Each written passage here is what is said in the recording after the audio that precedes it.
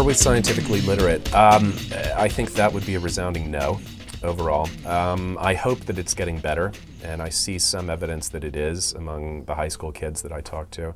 But, you know, we live in a society that historically has favored the humanities and the trades over science. Science is thought of as being something esoteric that goes on behind closed doors, guys in white coats speaking a secret language. It doesn't affect our everyday lives.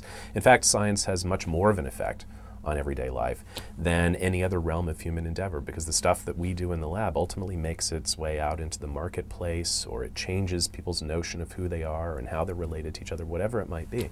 Science does have a very profound effect on human life. And, you know, the pace of scientific change is accelerating. You know, we're discovering more these days than we ever have in history, scientific history, human history.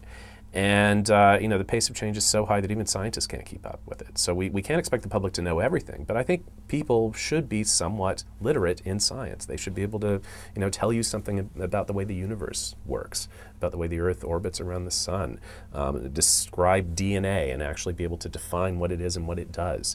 You know what a mutation is, know the basics of medicine, the diseases that you come down with, that most people will come down with, and how they work, so that you can keep on the lookout for them.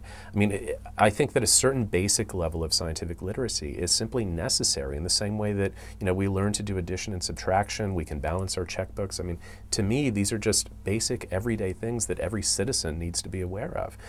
In part because of that incredible pace of change at the moment, and the idea that science is becoming so powerful now that the debate is really not about can we do this anymore. It's more about should we do this? Should we be making these choices, discovering these things, using the technology in this way or that way? These are broader social questions. They're not simply things that should be left up to the scientists. They're something every citizen has a stake in. Genetically modified foods. Do we want that as a society? You know, there's a lot of debate, and I think there's a lot of misinformation on both sides. Some people who oppose it but don't really understand it, and people who, you know, perhaps have a vested interest and think that it's completely safe. But it is a debate that we need to have as a society, and to have a debate, you need to have some background knowledge to be able to discuss things.